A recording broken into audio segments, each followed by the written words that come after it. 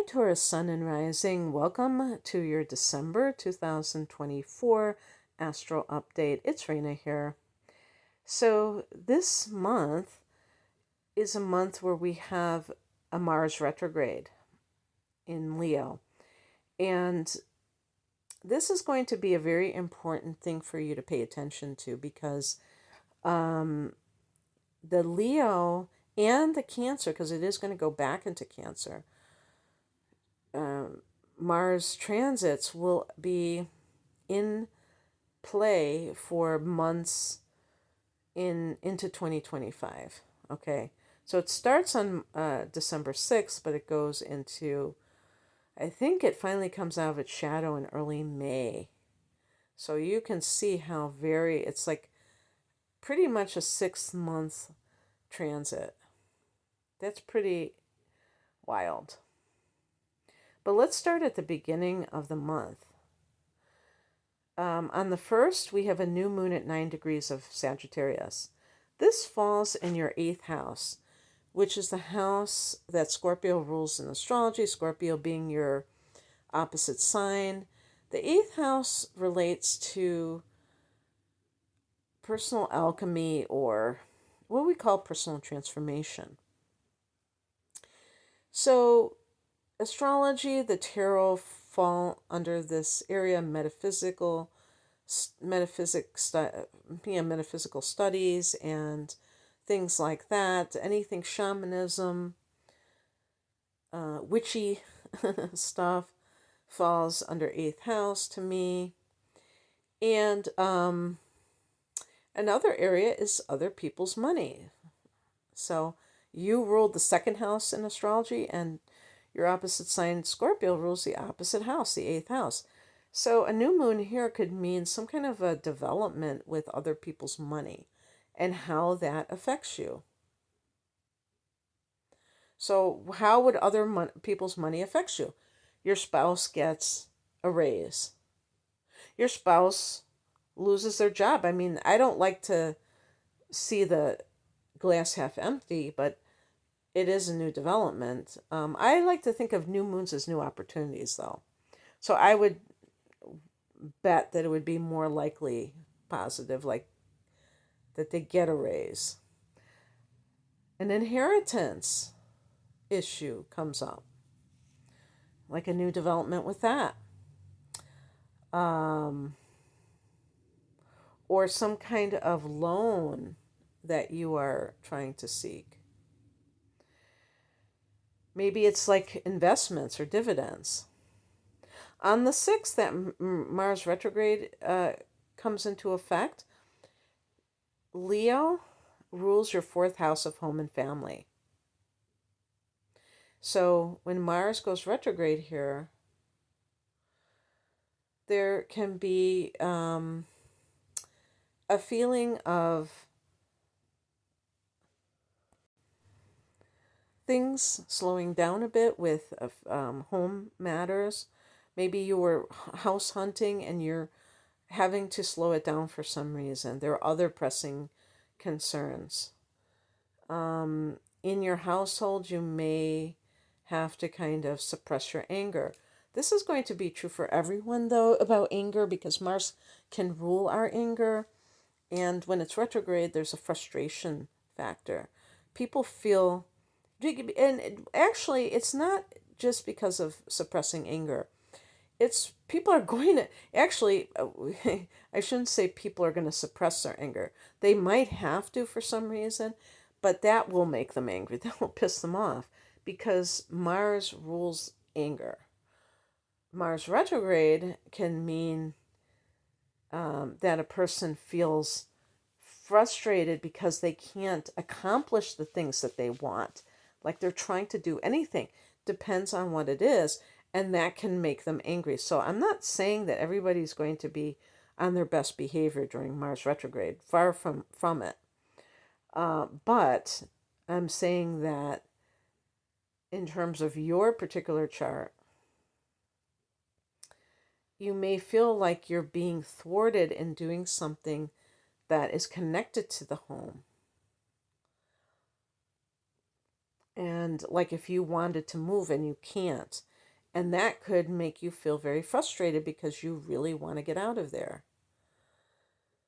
So it's a no-brainer to say, that patience is always a great thing to cultivate when you have a Mars retrograde, because you are going to feel frustrated about something.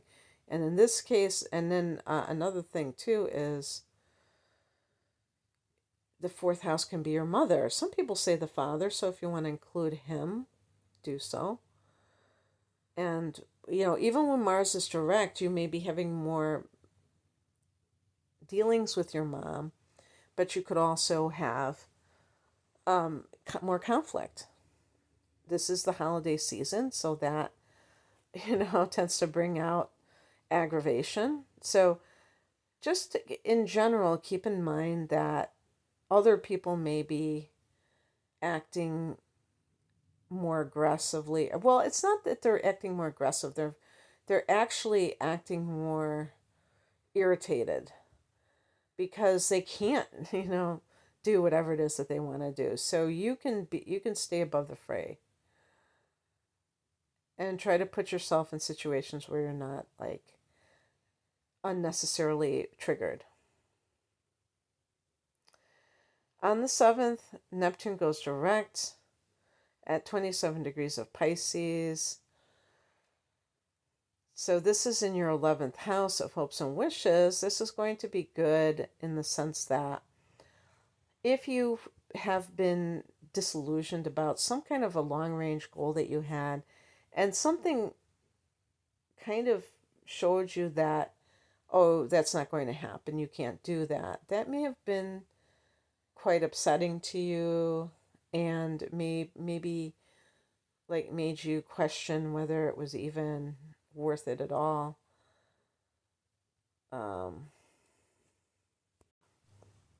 You get your idealism back. And, and one of the reasons that probably this occurred is that Saturn entered this area. Neptune is a much longer transit than Saturn. So Neptune has been in this sector for years. And then Saturn entered in March of 2023. And Saturn is the, no nonsense, very, very like, almost like severe, stern, serious influence that helps you to organize and to ground your dreams, because this is a very idealistic house as it is. And that may have led to a bit more, when Neptune went retrograde, disillusionment, because something may have revealed itself that showed that there were flaws in your ideas. And you may have been like, oh my gosh, what can I do about this? And now you know, because maybe you've reworked something.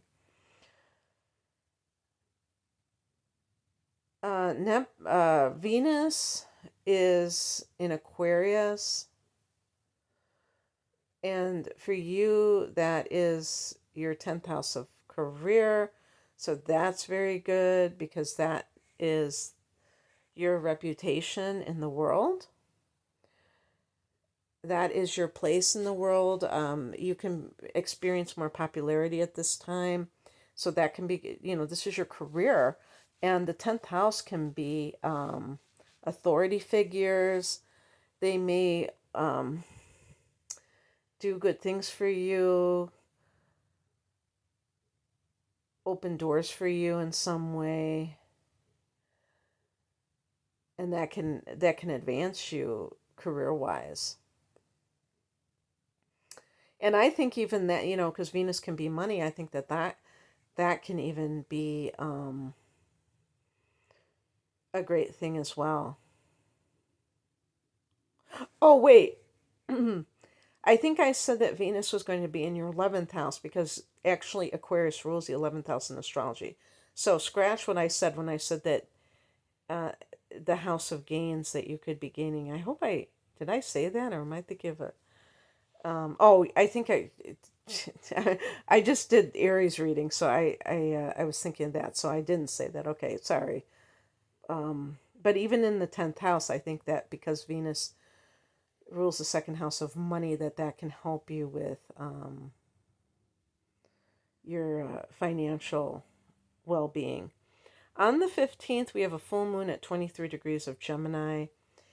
And on the same day, Mercury goes direct at 6 degrees of Sagittarius. Well, that's interesting because these are both money houses, Taurus. The full moon is happening in the house that you rule in astrology, the second house, 23 degrees of Gemini. And by the way, Jupiter is there. Hello. I have my natal Jupiter there because I have Taurus rising. And so that could be very lucrative, full moon in the second house. The fact that Jupiter is there, even though Jupiter is retrograding, that could be like some kind of blessing that Jupiter was going to give to you that now it has. And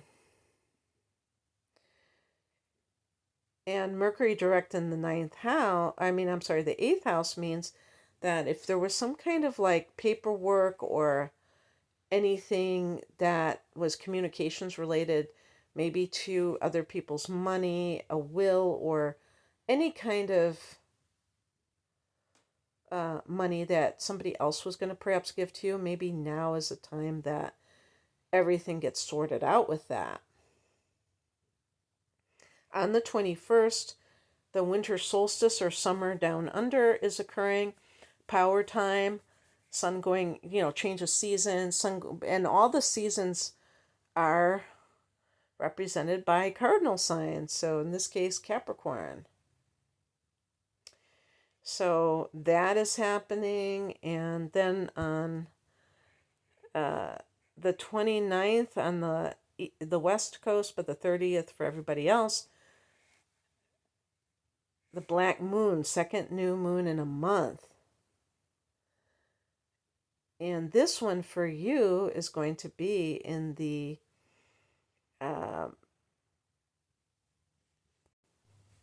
9th house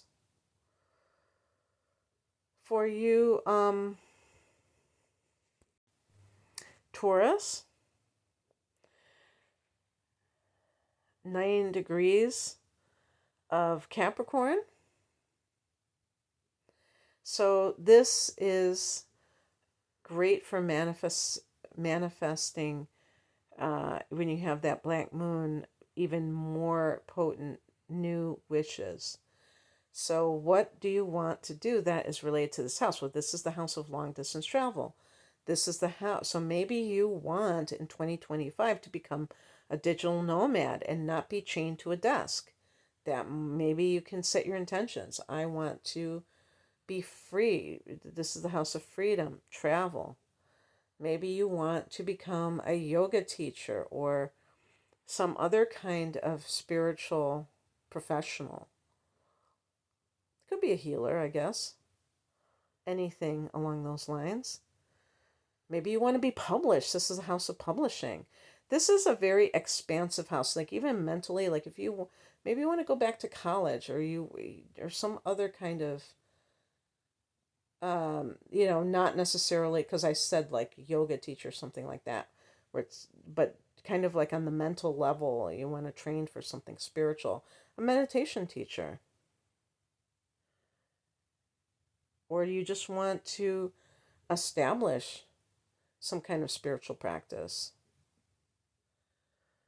Set your intentions for what it is that you want. All right, that's what I have for you, Taurus. I hope that this resonated. If you would like a private reading, the link is below. Take care. Bye.